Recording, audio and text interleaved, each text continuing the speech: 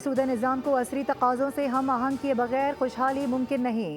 وزیر اعظم شہباز شریف کی وزارتوں کی کارکردگی بڑھانے اور شعبوں میں اصلاحاتی عمل کی ہدایت۔ کہا کہ فرسودہ نظام کو جدید، ڈیجیٹل، مؤثر گورننس کے نظام میں تبدیل کرنا ہے۔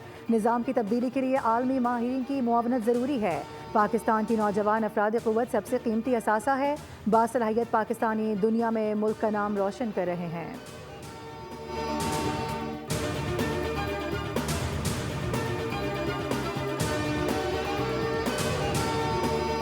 بھارت بند، مودی سرکار کے خلاف ملک گیر تاریخی ہڑتال۔ بھارت میں کروڑوں مزدور اور کسان سڑکوں پر نکل آئے۔ متعدد ریاستوں میں پبلک ٹرانسپورٹس، بینکس، دفاتر، اسکول سب بند ہیں۔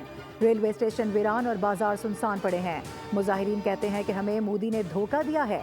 کسان دشمن پالیسیز اور مزدور کش قوانین کے خلاف غصہ اب سڑکوں پر نکلے گا۔ رپورٹ کے مطابق بھارتی معیشت کو ایک دن میں 15 کروڑ روپے تک کا نقصان ہو چکا ہے۔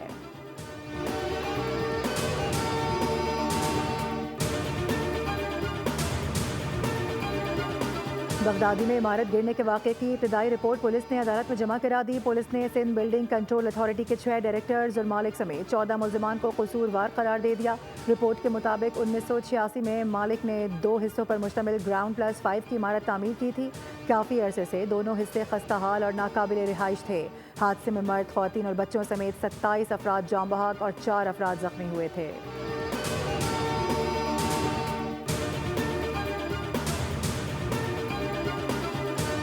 ہر خاندان کی ترقی ہمارا قومی فریضہ ہے۔ چاہتے ہیں کہ ہر ماں صحت مند ہو، ہر بچہ محفوظ ہو اور ہر خاندان کو ترقی کرنے کا موقع ملے۔ خاتون اول آصفہ بھٹو زرداری کا یوم آبادی کے موقع پر پیغام۔ کہا کہ تولیدی، صحت، تعلیم اور سماجی تحفظ میں سرمایہ کاری ہی ایک مضبوط قوم کی بنیاد ہے۔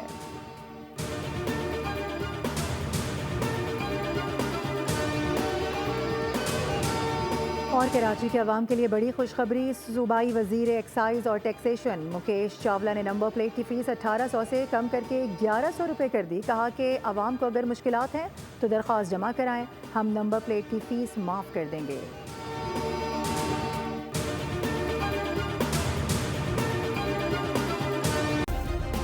سبسکرائب کریں اور بیل دبائیں تاکہ کوئی خبر رہ نہ جائے۔